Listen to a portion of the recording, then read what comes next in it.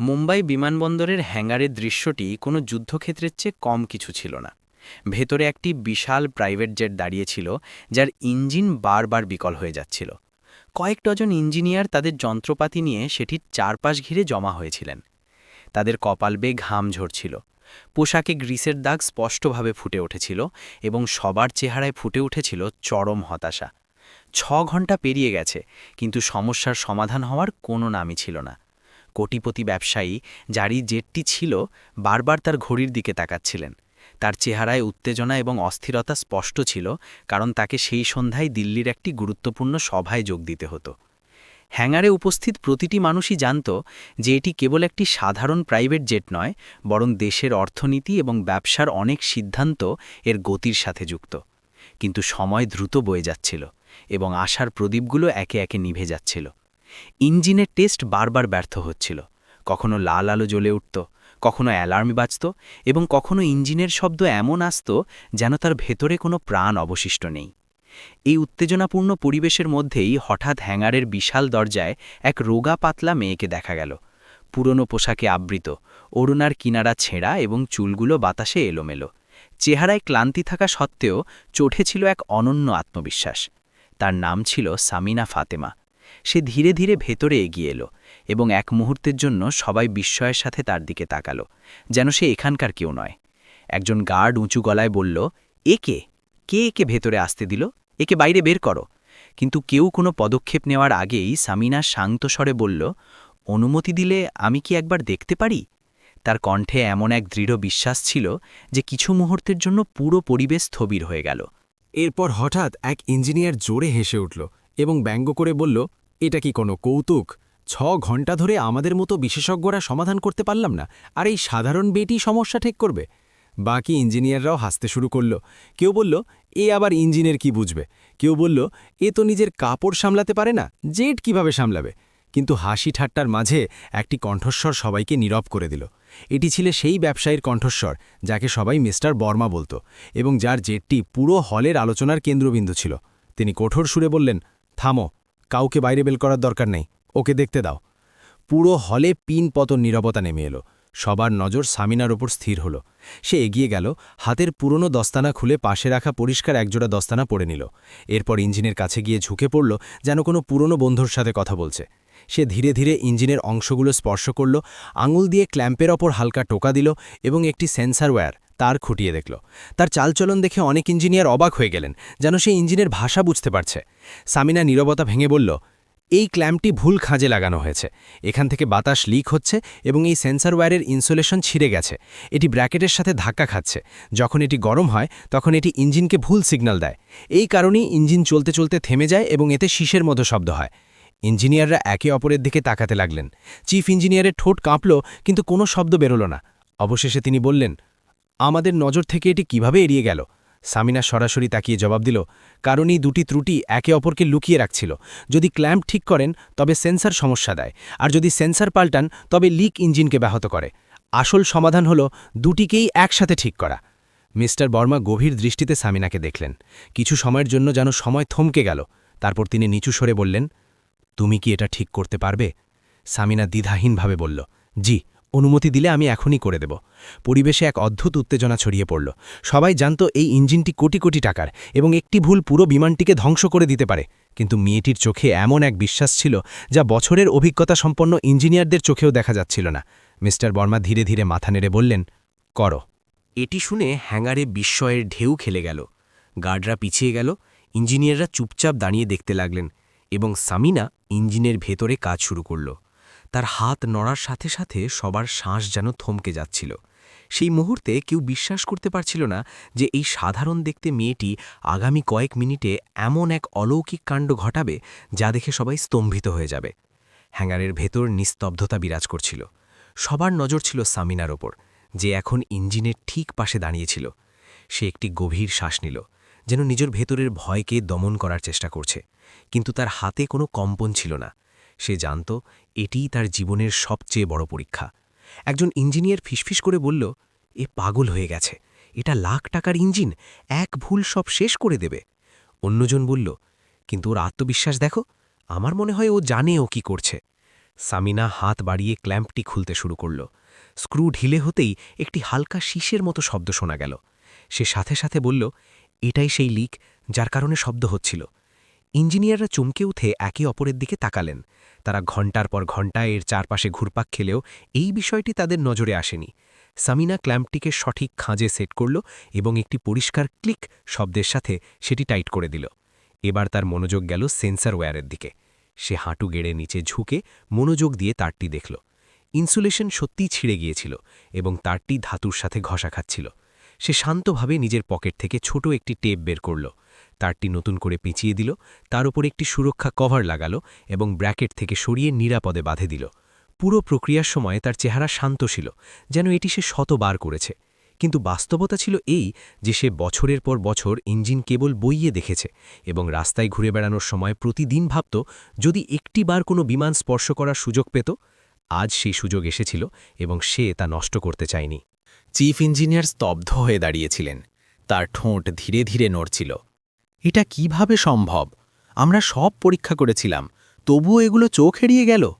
সামিনা দস্তানা খুলল, সেগুলো টেবিলের উপর পরিপাটি করে রাখল এবং ধীরে বলল, হয়ে গেছে। এই দুটি শব্দ পুরো হলে প্রতিধ্বনিত হল, যেন কেউ শিকল খুলে দিয়েছে। সবার চোখে ছিল বিস্ময়। মিস্টার বর্মা সরাসরি চিফ ইঞ্জিনিয়ারের দিকে তাকিয়ে বললেন, টেস্ট করাও। তৎক্ষণাৎ টিম সক্রিয় হয়ে উঠল। ইঞ্জিন স্ট্যান্ডে ফিট করা হলো, কেবল লাগানো হলো। সবাই নিজ নিজ জায়গায় সতর্ক হয়ে দাঁড়াল। সামিনা একপাশে সরে দাঁড়াল। তার হাত গ্রিসে মাখামাখি ছিল, কিন্তু মনে ছিল সংকল্পের আলো। সব ক্লিয়ার? চিফ ইঞ্জিনিয়ার জিজ্ঞেস করলেন। ক্লিয়ার, টিম জবাব দিল। মিস্টার বর্মা কন্ট্রোল প্যানেলের বোতাম টিপলেন। হ্যাঙ্গারে সবার শ্বাস থমকে গেল। একটি হালকা শব্দ শোনা গেল। তারপর ইঞ্জিনের গর্জন বাড়তে লাগল। হঠাৎ লাল আলো জ্বলে উঠল। ইঞ্জিনিয়াররা ঘাবড়ে গেলেন। বন্ধ করো, এটা নষ্ট হয়ে যাচ্ছে, কেউ একজন চেঁচিয়ে উঠল। সামিনা উচ্চস্বরে বলল, থামুন, এই সেন্সর নতুন সিগন্যাল গ্রহণ করছে, এটা আসল সমস্যা নয়, একটু সময় দিন। মিস্টার বর্মা তার চোখের দিকে তাকালেন।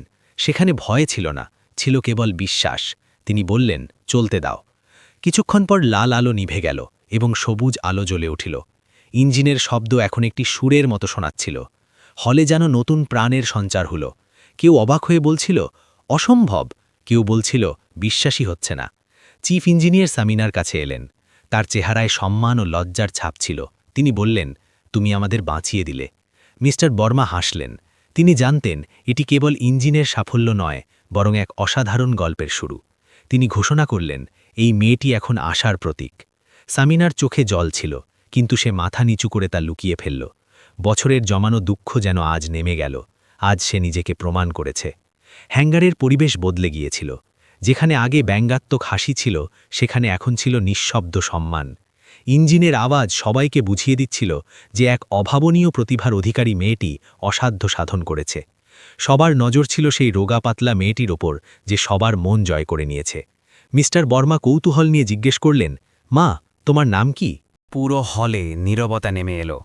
শামিনা গভীর শ্বাস নিয়ে দৃঢ় কণ্ঠে বলল, আমার নাম শামিনা ফাতেমা। ইঞ্জিনিয়ারদের মধ্যে গুঞ্জন শুরু হলো। চিফ ইঞ্জিনিয়ারের মুখ থেকে আপন মনেই বেরিয়ে এলো, তুমি কি সেই দিল্লি এরোস্পেস ইনস্টিটিউটের টপার? শামিনা সম্মতিতে মাথা নত করল। মানুষ অবাক হয়ে গেল। এটি সেই নামই ছিল যা খবরের শিরোনামে এসেছিল। সেই মেয়ে যে পুরুষশাসিত এই ক্ষেত্রে সবাইকে পেছনে ফেলে দিয়েছিল, কিন্তু তারপর হঠাৎ নিখোঁজ হয়ে গিয়েছিল। মিস্টার ভার্মা জিজ্ঞেস করলেন, সবাই তোমার কথা শুনেছিল, প্রফেসররা তোমাকে ইঞ্জিনের ভাষা বোঝা মেয়ে বলতেন, তুমি নিখোঁজ কেন হয়ে গেলে? কি হয়েছিল? এই প্রশ্নটি তার হৃদয়ে স্পর্শ করল। সে এক মুহূর্ত নীরব থেকে ধীরে ধীরে বলল, 2 বছর আগে আমার পৃথিবী একদিনেই ভেঙে চুরমার হয়ে গিয়েছিল। আমার বাবা ঘোষণা করেছিলেন তিনি দ্বিতীয় বিয়ে করছেন। মা এই আঘাত সহ্য করতে পারেননি। তিনি বিষ মেশানো খাবার তৈরি করেছিলেন। বাবা তা খেয়ে পড়ে গেলেন। মা নিজেও সেই খাবার খেলেন। তিনি বলেছিলেন, বিশ্বাসঘাতকতা দেখে বেঁচে থাকার চেয়ে মরে যাওয়া ভালো। পুরো হলে স্তব্ধতা নেমে এলো। শামিনার কণ্ঠ কাঁপছিল, তবুও সে বলে চলল, আমি ছিলাম একমাত্র সন্তান। নিজের চোখের সামনে বাবা মাকে মরতে দেখেছি। তখন আমার বয়স ছিল মাত্র 20 বছর এবং হাতে ছিল এভিয়েশন কোম্পানির অফার লেটার। কিন্তু সব শেষ হয়ে গেল। ইন্টারভিউ ছেড়ে দিলাম, ফোন ভেঙে ফেললাম, সব সম্পর্ক ছিন্ন করে দিলাম। কখনো বন্ধুদের সাথে, কখনো মসজিদের বারান্দায় রাত কাটিয়েছি, কখনো অভুক্ত থেকেছি, কখনো মানুষের কাছে হাত পেতে খেয়েছি। তার চোখ দিয়ে অশ্রু ঝরছিল, তবুও সে থামল না। প্রতিদিন এই হ্যাঙ্গারগুলোর পাশ দিয়ে যেতাম, বাইরে দাঁড়িয়ে ভেতরে উঁকি দিতাম আর ভাবতাম কোনো একদিন আমিও এদের মাঝে ছিলাম। কিন্তু মনকে কিভাবে বোঝাই যে সেই জীবন আমার কাছ থেকে কেড়ে নেওয়া হয়েছে? মিস্টার ভার্মার চোখে জল চিকচিক করে উঠল। চিফ ইঞ্জিনিয়ার, যে এতক্ষণ তাকে তুচ্ছ জ্ঞান করছিল, বলল, আমরা তোমার মজা উড়িয়েছি, আমাদের ক্ষমা করো। বাস্তবতা হলো তুমি আমাদের সবার চেয়ে সেরা। তুমি শুধু ইঞ্জিন ঠিক করনি, আমাদের আয়না দেখিয়েছ। হলে অনেকেরই মাথা নিচু হয়ে গেল। সামিনার চোখের জল ওড়নায় মিশে যাচ্ছিল, কিন্তু চেহারায় ছিল প্রশান্তি। বছরের জমানো সত্য আজ মুক্তি পেয়েছে। মিস্টার ভার্মা কাছে এলেন এবং তার কাঁধে হাত রেখে বললেন, তুমি আমার ইঞ্জিন নয়, আমার বিশ্বাসও ঠিক করে দিলে। প্রমাণ করলে যে সম্মান পোশাক বা নামের ওপর নির্ভর করে না, বরং মন, দক্ষতা আর সত্যের ওপর। আজ থেকে দুনিয়া তোমাকে সামিনা ফাতিমা নামেই চিনবে। পুরো হল করতালিতে ফেটে পড়ল। ইঞ্জিনিয়াররা তালি দিতে থাকলেন, কেউ কেউ চোখের জল আড়াল করলেন। সামিনা কাঁপানো হাতে চোখ মুছল। সে জানত এটি শেষ নয়, বরং এক নতুন শুরু। সে মনে মনে বলল, হে আল্লাহ, এটি আমার দ্বিতীয় সুযোগ, এবার আমি একে বৃথা যেতে দেব না। হ্যাঙ্গারের ভেতরে সামিনার সাফল্যের প্রতিধ্বনি তখনও ছিল। ইঞ্জিনের গর্জন সবাইকে মনে করিয়ে দিচ্ছিল যে সাধারণ পোশাক পরা, রাস্তায় ঘুরে বেড়ানো এক মেয়ে অসম্ভবকে সম্ভব করেছে। মিস্টার ভার্মা একটি সিদ্ধান্ত নিলেন। তিনি ঘোষণা করলেন, এই মেয়েটি শুধু এই হ্যাঙ্গার পর্যন্ত সীমাবদ্ধ থাকবে না। কাল ও আমার সাথে দিল্লি যাবে।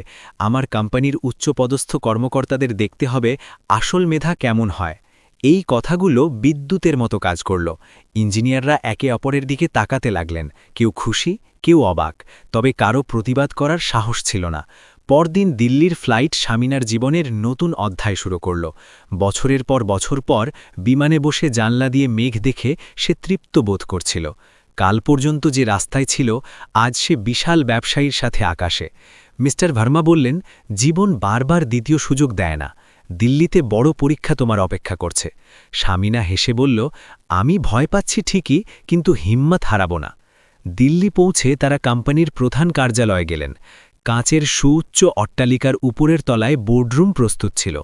টেবিলের চারপাশে বড় বড় কর্মকর্তারা বসেছিলেন। তাদের চাহনি ছিল শীতল, যেন সিদ্ধান্ত আগেই নিয়ে রেখেছেন। মিস্টার ভার্মা আত্মবিশ্বাসের সাথে বললেন, ইনি হলেন সামিনা ফাতিমা, যিনি আমার জেট ঠিক করেছেন যখন সবাই ব্যর্থ হয়েছিল। চারদিকে ফিসফিসানি শুরু হলো। একজন কর্মকর্তা ব্যঙ্গ করে বললেন, এই মেয়েটির ওপর কি আমরা সত্যিই ভরসা করতে পারি?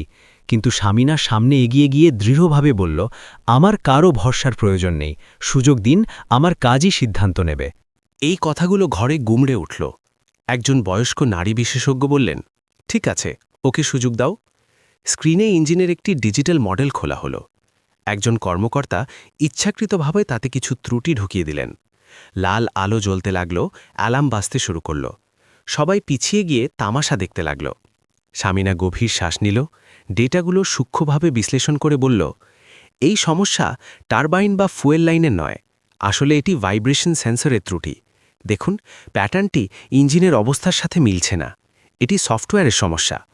সে বোতাম টিপল, ডেটা আলাদা করল এবং ত্রুটি চিহ্নিত করে দিল। লাল আলো নিভে গেল, সবুজ আলো জ্বলে উঠল। ঘর নিস্তব্ধ হয়ে গেল। সে বৃদ্ধা বললেন, এটি একদম সঠিক। অন্য এক কর্মকর্তা ফাইল বন্ধ করে বললেন, আমরা ওকে দুর্বল ভেবেছিলাম, কিন্তু ও আমাদের সবার চেয়ে এগিয়ে। মিস্টার ভার্মা হাসলেন এবং ঘোষণা করলেন, আমি চাই ওকে মুম্বাই ব্রাঞ্চের প্রধান করা হোক। কিছু মুহূর্ত নীরবতা থাকার পর সবাই সম্মতি দিলেন। ঘোষণা করা হলো, সামিনা ফাতিমা, আজ থেকে আপনি মুম্বাই ডিভিশনের হেড। সামিনার চোখ অশ্রুসজল হয়ে উঠল। কাল যে রাস্তায় ছিল, আজ সে দেশের সবচেয়ে বড় এভিয়েশন কোম্পানির একজন ক্ষমতাধর ব্যক্তিত্ব। সে মনে মনে প্রতিজ্ঞা করল, আমি কখনো পিছিয়ে আসব না, এই দায়িত্ব আমার পরীক্ষা। দিল্লি থেকে মুম্বাই ফেরার সফরটি স্বপ্নের মতো ছিল। জানলা দিয়ে শহরের আলো দেখতে দেখতে সে ভাবছিল, এটি কি সত্যিই বাস্তব? কিন্তু সে জানত, আসল পরীক্ষা এখনই শুরু। অফিসে পৌঁছতেই কর্মচারীরা তাকে আনুষ্ঠানিকভাবে সালাম দিল। কেউ হাসল, কিন্তু বেশিরভাগের চোখে ছিল ব্যঙ্গ আর বিস্ময়। ফিসফিসানি শুরু হলো। এই সেই মেয়ে যাকে বার্মা সাহেব উপরে বসিয়েছেন, রাস্তায় ঘুরে বেড়াতো, এখন আমাদের হুকুম দেবে। দেখিস, 1-2 সপ্তাহেই সব বোঝা যাবে। সামিনা কিছু বলল না। সে জানত সম্মান কথা দিয়ে নয়, কাজ দিয়ে অর্জন করতে হয়। ঠিক সেই সময় আঞ্চলিক পরিচালক মোহন নায়ার এলেন। মুখে জোরপূর্বক হাসি থাকলেও চোখে ছিল তিক্ততা। তিনি বললেন, তাহলে আপনিই নতুন হেড। অভিনন্দন। তবে এই ব্রাঞ্চ সামলানো সহজ নয়। ক্লায়েন্টরা খুব মেজাজি। এক ভুল আর কোম্পানির সুনাম শেষ। সামিনা শান্তভাবে বলল, ভুল থেকেই শেখা যায়। তবে ইঞ্জিনের ভাষা আমি বুঝি। আমরা সবাই মিলে কাজ করে সফল হব। মোহন হেসে বললেন, দেখা যাক। কিছুদিনের মধ্যেই প্রথম বড় পরীক্ষা এলো। এক প্রভাবশালী ব্যবসায়ীর গালফস্ট্রিম জেট মুম্বাই বিমানবন্দরে নামল এবং খবর এলো ইঞ্জিন অত্যন্ত খারাপ অবস্থায় আছে। খবর আগুনের মতো ছড়িয়ে পড়ল। সবাই জানত এই ক্লায়েন্ট কতটা গুরুত্বপূর্ণ। যদি জেট সময়মতো ঠিক না হয়, তবে কোম্পানির বদনাম পুরো দেশে ছড়িয়ে পড়বে। মোহন নায়ার ব্যঙ্গ করে বললেন, দেখা যাক আমাদের নতুন হেড কি করতে পারেন। এটি তার প্রথম বড় কেস। জেটটি হ্যাঙ্গারে আনা হলো। মেকানিক এবং ইঞ্জিনিয়াররা আগে থেকেই সেখানে ছিলেন। সামিনা বলল, আমরা সবাই মিলে সমস্যা সমাধান করব। তবে আগে আমি ইঞ্জিনটি পরীক্ষা করব। সে এগিয়ে গেল, যেন কোনো ডাক্তার রোগীর পালস পরীক্ষা করছে। সে চোখ বন্ধ করে শব্দ শুনল, যন্ত্রাংশ স্পর্শ করল এবং বলল, এটি ফুয়েল বা কম্প্রেসারের সমস্যা নয়। আসল সমস্যা ব্লেড ভালভে। অতিরিক্ত চাপে এটি সময়মতো বন্ধ হচ্ছে না, ফলে বাতাস লিক হচ্ছে এবং ইঞ্জিন থেমে যাচ্ছে। ইঞ্জিনিয়াররা অবাক হলেন। তারা সবাই ফুয়েল লাইনকে দায়ী মনে করছিলেন। কিন্তু সামিনা মূল সমস্যা চিহ্নিত করল। সে নির্দেশ দিল ব্লেড ভালভ খুলে আবার সেট করতে। 11 ঘন্টা পর টেস্ট হলো। ইঞ্জিন প্রথমে একটু হেঁচকি দিলেও পরে একদম স্থিরভাবে চলতে শুরু করল। অ্যালার্ম বন্ধ হয়ে সবুজ আলো জ্বলে উঠল। হ্যাঙ্গারে করতালির রোল উঠল। ক্লায়েন্ট করমর্দন করে বললেন, তুমি শুধু সময়মতো আমার জেট বাঁচাওনি, আমার বিশ্বাসও জিতে নিলে। এই কোম্পানি নতুন উচ্চতায় পৌঁছাবে। কর্মচারীদের দৃষ্টিভঙ্গি বদলে গেল। যারা কাল ব্যঙ্গ করছিল, আজ তারা তালি দিচ্ছিল। কিন্তু কোণে দাঁড়িয়ে মোহন নায়ার দাঁত কিড়মির করছিল। তার মনে ষড়যন্ত্রের বীজ দানা বাঁধছিল। সে ভাবছিল, এই মেয়ে বেশি দিন টিকবে না, আমি একে অবশ্যই নিচে নামাব। অফিসের পর সবাই চলে গেলে সামিনা জানলা দিয়ে মুম্বাইয়ের আলো দেখছিল। মনে মনে প্রার্থনা করল, হে আল্লাহ, আমাকে সাহস দাও, যেন আমি শুধু ইঞ্জিন নয়, মানুষের মনও জিততে পারি। এখন কোম্পানির অফিসে সামিনা নিজেকে প্রমাণ করেছে। ব্যবসায়ীর জেট যেন নতুন জীবন পেয়েছে। কর্মচারীরা তাকে হেড হিসেবে মেনে নিয়েছে। কিন্তু মোহনের চোখে তখনও ষড়যন্ত্রের আভাস। এরই মধ্যে এক নতুন মোড় এলো। একদিন হেড অফিসের সামনে গাড়িবহর থামল। দরজা খুলল এবং এক যুবক বেরিয়ে এলো। লম্বা গড়ন, ফর্সা রং, আধুনিক পোশাক আর চোখে গাম্ভীর্য। এটি ছিল মিস্টার বর্মার ছেলে অর্জুন বর্মা, যে লন্ডন থেকে পড়াশোনা শেষ করে ফিরেছে। সে ফিন্যান্স এবং বিজনেস ম্যানেজমেন্টে পারদর্শী এবং কোম্পানির হিসাব নিকাশ সামলাতে এসেছে। তার আগমনে অফিস চঞ্চল হয়ে উঠল। সবাই জানত সে শুধু উত্তরাধিকারী নয়, বরং ভবিষ্যৎ নীতি নির্ধারক। সামিনা করিডোরে ছিল। প্রথম দর্শনেই তার মনে হলো যেন সময় থেমে গেছে। কিন্তু সে দ্রুত এগিয়ে গেল। অর্জুনের নজরও তার ওপর পড়ল। সে শুনেছিল মুম্বাই ব্রাঞ্চ এক অপ্রত্যাশিত ব্যক্তিত্বের অধীনে, কিন্তু সে ভাবেনি যে মেয়েটি এত সাধারণ পোশাকে থেকেও এত আত্মবিশ্বাসী হবে, যার চোখে এক বিশেষ জ্যোতি আছে। সেদিন সন্ধ্যায় মিটিং হল। সামিনা ইঞ্জিনের রিপোর্ট পেশ করছিল। অর্জুন পেছনে বসে গভীর মনোযোগে দেখছিল। সে অবাক হচ্ছিল যে কালকের এক নামহীন মেয়ে আজ কত আত্মবিশ্বাসের সাথে সিনিয়র ইঞ্জিনিয়ারদের নির্দেশনা দিচ্ছে। তার কণ্ঠে এক মর্যাদা ছিল, যা নেতৃত্বের জন্য প্রয়োজন। মিটিংয়ের পর অর্জুন সামনে এসে বলল, তাহলে আপনিই মিস ফাতিমা, যিনি বাবার জেট বাঁচিয়েছিলেন। সামিনা নজর নিচু করে বলল, আমি শুধু আমার কাজ করেছি। অর্জুন হাসল, শুধু কাজ? আপনার ধারণা নেই আপনি কত বড় কাজ করেছেন। বাবা বছরের পর বছর এই স্বপ্ন দেখছিলেন, কিন্তু বিশ্বাস দুর্বল ছিল। আপনি শুধু জেট বাঁচাননি, তার বিশ্বাসও ফিরিয়ে দিয়েছেন। সামিনা চুপ করে রইল। সে প্রশংসা শুনে অভ্যস্ত ছিল না।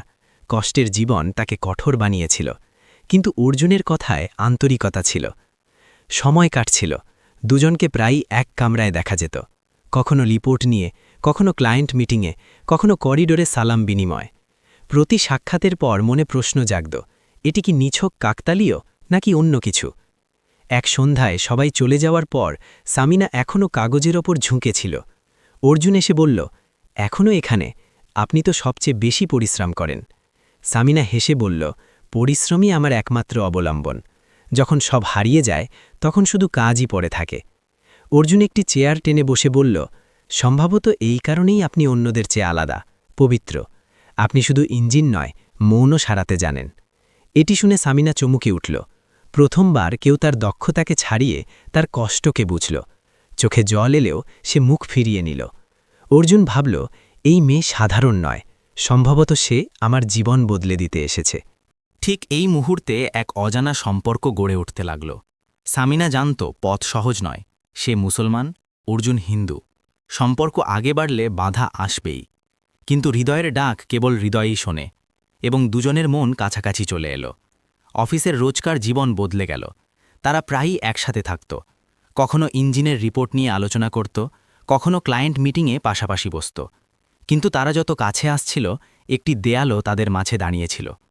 অর্জুনের মনে অস্থিরতা বাড়ছিল। রাতে ঘুমাতে না পেরে সে ভাবত, আমি ওকে ভালোবাসি, এটা শুধু পছন্দ নয়। আমার মন বলে এটিই সেই নারী যার সাথে জীবন পূর্ণ হবে। কিন্তু সে মুসলমান আর আমি হিন্দু, এটা কি সম্ভব? সে জানত তার পরিবারের জন্য এটি বড় আঘাত হবে। বার্মা পরিবার ছিল রক্ষণশীল হিন্দু, এবং সে এও জানত যে সামিনা তার ইমানের ব্যাপারে কোনো আপোষ করবে না। এক সন্ধ্যায় সে তার বাবার অফিসে গেল। রাজীব বার্মা ফাইলে মগ্ন ছিলেন।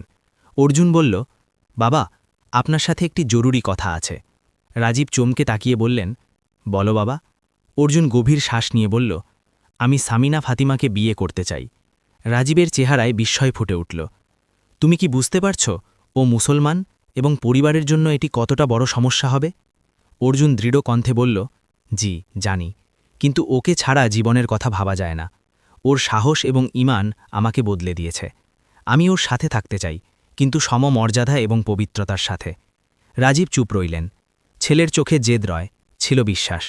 তিনি বললেন, যদি তুমি এই পথ বেছে নাও তবে অনেক সিদ্ধান্ত পাল্টাতে হবে। তোমাকে নিজের ধর্মের ব্যাপারেও ভাবতে হবে। প্রস্তুত? অর্জুন বলল, জি বাবা, যদি এটাই দাম হয় তবে আমি তা দিতে প্রস্তুত। সেদিন রাতে অর্জুন ঘুমাতে পারল না। রাস্তায় ঘুরে বেড়াল, সমুদ্রের তীরে বসল। ঢেউয়ের শব্দ তার হৃৎস্পন্দনের সাথে মিলে যাচ্ছিল। একদিকে ঐতিহ্য, অন্যদিকে সামিনার ভালোবাসা ও ঈমান। সকালে সে একটি মসজিদের সামনে দাঁড়াল। আজানের ধ্বনিতে সে এমন শান্তি পেল যা মন্দিরের ঘণ্টা ধ্বনিতে পায়নি। মন বলল, যদি শান্তি এখানেই থাকে তবে এটাই সঠিক পথ। সে ইমামের সাথে দেখা করল, অনেক প্রশ্ন করল, দিন, ঈমান ও দায়িত্ব নিয়ে কথা শুনল। সত্য তাকে আকর্ষণ করছিল। সে সিদ্ধান্ত নিয়ে নিল, যদি আমাকে সামিনাকে পেতে হয় তবে তার ঈমানেই সামিল হতে হবে। এটি শুধু ভালোবাসা নয়, সত্য ও শান্তির পথ। সে প্রতিজ্ঞা করল, বাধা আসবেই, কিন্তু সে পিছপা হবে না।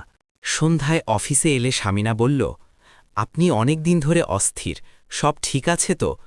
অর্জুন হেসে বলল, হ্যাঁ, সব ঠিক হয়ে যাবে, খুব জলদি। সামিনা বুঝতে পারল না, কিন্তু অর্জুনের চোখে নতুন আলো ছিল। সে জানত না অর্জুন তার জীবনের সবচেয়ে বড় সিদ্ধান্তটি নিতে যাচ্ছে।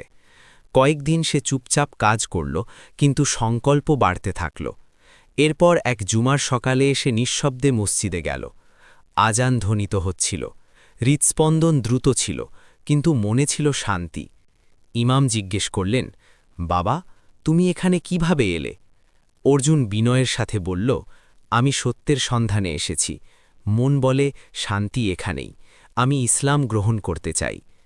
ইমাম তাকে কোমলভাবে বোঝালেন, ইসলাম শুধু নাম নয়, এক বড় দায়িত্ব। যদি মন থেকে বিশ্বাস করো তবে পথ সহজ হবে। ভেবেচিন্তে সিদ্ধান্ত নাও। অর্জুন দৃঢ়ভাবে বলল, আমি ভেবেই নিয়েছি, আমি মন থেকে এই পথে চলতে চাই। এরপর সাক্ষীদের সামনে সে কালিমা পড়ল। শব্দগুলো ঠোঁট থেকে বের হতেই মনে প্রশান্তি নেমে এলো। বছরের বোঝা যেন নেমে গেল। আত্মার নতুন জন্ম হল। এখন সে শুধু অর্জুন বর্মা নয়, বরং ইমরান বর্মা। নামাজের পর সে মসজিদের প্রাঙ্গণে বসে মনের অবস্থা অনুভব করতে লাগল। জানত জীবনের সব সিদ্ধান্ত এখন বদলে গেছে। কিন্তু সবচেয়ে বড় পদক্ষেপ ছিল বাকি, শামিনাকে এই সুখবর দেওয়া। সেদিন সন্ধ্যায় সে অফিসে এলো। শামিনা ফাইলে মগ্ন ছিল। সে চমকে তাকালো। ইমরানের চেহারায় এক আলাদা নূর ছিল, যেন ভেতরে কোনো নতুন আলো জেগে উঠেছে। শামিনা জিজ্ঞেস করল, আজ আপনাকে অন্যরকম লাগছে, ব্যাপার কি? ইমরান হেসে বলল, হ্যাঁ, আজ আমার জীবন বদলে গেছে। শামিনা অবাক হয়ে বলল, তার মানে? ইমরান কাছে এসে বলল, শামিনা, আজ থেকে আমি শুধু অর্জুন নই, আমি ইসলাম গ্রহণ করেছি। আমার নাম এখন ইমরান। এটি শুনেই সামিনার হাত কেঁপে উঠল, চোখ দিয়ে অশ্রু ঝরতে লাগল। সে ধীরে ধীরে বলল, আপনি কি এই সিদ্ধান্ত শুধু আমার জন্য নিয়েছেন? ইমরান গুরুত্বের সাথে বলল, না, এই সিদ্ধান্ত মনের শান্তির জন্য। তোমার ভালোবাসা আমাকে দরজা পর্যন্ত পৌঁছে দিয়েছে, কিন্তু কালিমা পড়তেই মনে হয়েছে এটিই আমার আসল পথ। সামিনা চোখের জল মুছে বলল, আল্লাহ আপনাকে হেদায়েত দিয়েছেন, এটি আমার জীবনের সবচেয়ে বড় আনন্দ। এখন আমাদের মাঝে আর কোনো দেয়াল নেই। ঘরে এক অদ্ভুত সুবাস ছড়িয়ে পড়ল। ইমরান বলল, আমি কথা দিচ্ছি, তোমার ঈমানের সুরক্ষা করব, তোমার স্বপ্নের সঙ্গী হব। সামিনা মাথা নিচু করে বলল, আর আমি কথা দিচ্ছি, প্রতিটা বিপদে আপনার পাশে থাকব। দুজনেই অনুভব করল গল্পটি নতুন মোড়ে এসেছে। এখন এটি শুধু কোম্পানির কথা নয়, বরং ঈমান ও ভালোবাসার এক অনন্য উপাখ্যান। জানলা দিয়ে বাইরে তাকিয়ে সামিনা শুকরিয়া আদায় করল, যে কাল পর্যন্ত একা ছিল, আজ তার সামনে এমন এক সঙ্গী যে তার ঈমানেরও শরিক। ইমরানের ইসলাম গ্রহণের পর যেন সব বদলে গেল। মন শান্তি পেল, আর সামিনার চেহারায় প্রথমবার এক তৃপ্ত হাসি দেখা গেল। কিন্তু দুজনেই জানত আসল পরীক্ষা এখনও বাকি। কিছুদিনের মধ্যেই খবরটি পুরো অফিস এবং ব্যবসায়িক মহলে ছড়িয়ে পড়ল যে কোটিপতি ব্যবসায়ীর ছেলে ইসলাম গ্রহণ করেছে এবং কোম্পানির প্রধান সামিনার সাথে নিকাহ করতে যাচ্ছে। চারদিকে শোরগোল শুরু হল। কেউ খুশি হল, কিন্তু বেশিরভাগই ছিল অবাক ও রাগান্বিত। রাজীব বর্মার আত্মীয়রা অভিযোগ করল, তুমি ছেলেকে ছাড় দিয়ে দিয়েছ, ও শুধু ধর্ম বদলাচ্ছে না, বরং এক সাধারণ মেয়েকে বিয়ে করছে, এটি বংশের মর্যাদার পরিপন্থী। রাজীব সব শুনলেন, কিন্তু চুপ থাকলেন। তিনি জানতেন ইমরান ভেবে চিন্তেই সিদ্ধান্ত নিয়েছে এবং সামিনার মতো দক্ষ মেয়ের সাথে সে নিরাপদ। দেখতে এসেছিল যে কোটিপতি পরিবারের ছেলে কিভাবে ঐতিহ্য ভাঙছে। সামিনা কনের সাজে প্রবেশ করল। চেহারায় লজ্জা ও প্রশান্তি ছিল। 2 বছরের অসহায় জীবন আর ইঞ্জিনিয়ারিংয়ের ত্যাগ আজ এক স্বপ্নের মতো মনে হচ্ছিল। মৌলভী সাহেব নিকাহের বয়ান পড়লেন। ইমরান পূর্ণ আত্মবিশ্বাসের সাথে বলল, কবুল হ্যাঁ। এই শব্দগুলো হলে প্রতিধ্বনিত হল। সামিনা কোমল কিন্তু দৃঢ় স্বরে জবাব দিল, কবুল হ্যাঁ। পুরো হল আলোয় উদ্ভাসিত হয়ে উঠল। দোয়া ও করতালির শব্দে চারপাশ মুখরিত হল। রাজীব বর্মার চোখে জল চলে এলো। তিনি ছেলে ও পুত্রবধূর মাথায় হাত রেখে বললেন, আজ আমার বংশ দুর্বল নয়, বরং আরও শক্তিশালী হল। তোমরা দেখিয়েছ যে সাহস আর ঈমানই সবচেয়ে বড় শক্তি। তবে সবাই খুশি ছিল না। কোণে দাঁড়িয়ে মোহন নায়ার রাগে গজগজ করছিল, এই মেয়ে সব নিজের নামে করে নিচ্ছে, কোম্পানিও পরিবারও, কিন্তু এটি বেশি দিন চলবে না। সামিনা তা শোনেনি, কিন্তু অনুভব করল যে প্রতিটা খুশির সাথে এক একটি কালো ছায়াও থাকে। সে জানত এই বিয়ে শুধু ভালোবাসা নয়, বরং নতুন পরীক্ষার শুরু। নিকাহের পর ইমরান ও সামিনা স্টেজে এলে দোয়ার ঝড় উঠল। মিডিয়ার ক্যামেরা ঝলসে উঠল। সাংবাদিকরা খবর প্রচার করছিল। এটি প্রথমবার যে কোটিপতি ব্যবসায়ীর ছেলে ইসলাম গ্রহণ করে কোম্পানির প্রধানের সাথে বিবাহবন্ধনে আবদ্ধ হলেন। সামিনা ইমরানের দিকে তাকাল। তার চোখে ছিল শান্তি ও বিশ্বাস। দুজনেই মনে মনে দোয়া করল যেন আল্লাহ এই সম্পর্ক টিকিয়ে রাখেন এবং প্রতিটি বিপক্ষ শক্তির মোকাবিলা করার সাহস দেন। বিয়ের পর রাজীব বর্মা ঘোষণা করলেন, এটি শুধু বিয়ে নয়, এক নতুন শুরু। আজ থেকে সামিনা শুধু কোম্পানির প্রধান নয়, বরং আমার মেয়েও। পুরো হল হাততালিতে ফেটে পড়ল, কিন্তু নেপথ্যে কিছু চোখ হিংসায় জ্বলছিল। কয়েক মাস কেটে গেল। মুম্বাইয়ের আলোকিত সন্ধ্যাগুলো এখন ইমরান ও সামিনার নতুন জীবনের অংশ। দুজনে তাদের বৈবাহিক জীবন এবং কোম্পানিকে এক নতুন যুগে নিয়ে গেল, যেখানে আগে সন্দেহ ছিল সেখানে এখন ভরসা ও একতা। অফিসে সবাই তাকে ম্যাডাম ফাতিমা বলে সম্মান করত। সে প্রতিটা সমস্যা ধৈর্য ও বুদ্ধিমত্তার সাথে সমাধান করত। কখনো মেকানিকদের সাথে ইঞ্জিনের পাশে দাঁড়িয়ে যেত। এই স্বভাবই সবার মন জয় করে নিয়েছিল। ইমরান হিসেব নিকেশ ও ম্যানেজমেন্টকে এমন সুশৃঙ্খল করল যে কোম্পানির আয় দ্বিগুণ হয়ে গেল। রাজীব বর্মা বিকেলে নিজের চেয়ারে বসে দুজনকে দেখতেন আর হাসতেন। তিনি ভাবতেন, একসময় মানুষ বলতো এই বিয়ে অসম্ভব, কিন্তু আজ এই সম্পর্কই পরিবার ও কোম্পানির সবচেয়ে বড় শক্তি। 1 বছর পর এক নতুন আনন্দ এলো। হাসপাতালে সামিনা এক পুত্র সন্তানের জন্ম দিল। ইমরান চোখে জল নিয়ে সন্তানকে কোলে তুলে বলল, এটি আল্লাহর সবচেয়ে বড় নেয়ামত, আমরা এর নাম রাখব ইউসুফ। সামিনা হেসে ছেলেকে দেখল এবং মনে মনে আল্লাহর শুকরিয়া আদায় করল। যে মেয়ে একসময় রাস্তায় একা ঘুরে বেড়াত, আজ সে একজন মা এবং তার কোলে নতুন প্রজন্মের আশা। কোম্পানিতে খবর ছড়াতেই উৎসব শুরু হলো। কেক কাটা হলো, দোয়া করা হলো।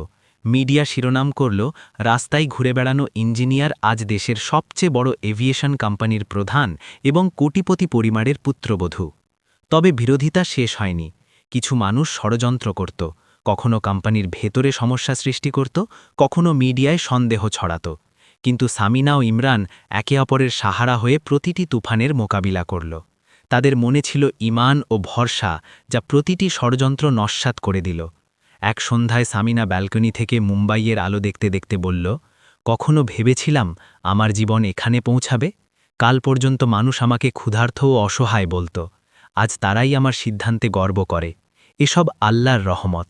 ইমরান তার হাত ধরে বলল, এটি তোমার সাহসের ফল। সেদিন যদি তুমি হ্যাঙ্গারে না যেতে আর সেই কথাটি না বলতে যে অনুমতি দিলে আমি কি দেখতে পারি, তবে আজ আমরা এসব দেখতে পেতাম না। তুমি শুধু ইঞ্জিন নয়, আমার জীবনও ঠিক করে দিয়েছিলে। সামিনার চোখ থেকে খুশির অশ্রু গড়িয়ে পড়ল। সে জানত এই সফর সহজ ছিল না।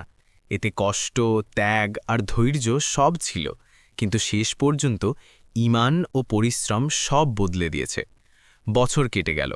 কোম্পানিটি কেবল ভারত নয়, বরং এশিয়ার অন্যতম বৃহৎ এভিয়েশন কোম্পানিতে পরিণত হল। সামিনার নামে অ্যাওয়ার্ড দেওয়া শুরু হলো। বিশ্ববিদ্যালয়গুলোতে তার গল্প শোনানো হতে লাগল। নতুন প্রজন্মের মেয়েরা তাকে রোল মডেল মেনে এভিয়েশন ইঞ্জিনিয়ারিংয়ে আসতে শুরু করল। তারা জানত যে সামিনা ফাতিমার মতো মেয়ে যে একসময় পথে পথে ঘুরত, সে যদি দুনিয়া বদলে দিতে পারে তবে তারাও পারবে। এক অনুষ্ঠানে তাকে জিজ্ঞেস করা হলো, আপনার জীবনের সবচেয়ে বড় শিক্ষা কি? সামিনা হেসে জবাব দিল, সবচেয়ে বড় শিক্ষা হলো কখনো হিম্মত হারিও না। পরিস্থিতি যতই কঠিন হোক না কেন, যদি আপনি আপনার রবের উপর ভরসা রাখেন এবং কঠোর পরিশ্রম চালিয়ে যান, তবে কোনো শক্তি আপনার স্বপ্নকে কবর দিতে পারবে না। চারদিকে করতালির শব্দ উঠল। সবাই দাঁড়িয়ে সম্মান জানাল এবং সামিনা মনে মনে দোয়া করল যেন তার গল্প অন্যের জন্য আশার প্রদীপ হয়ে জ্বলে থাকে।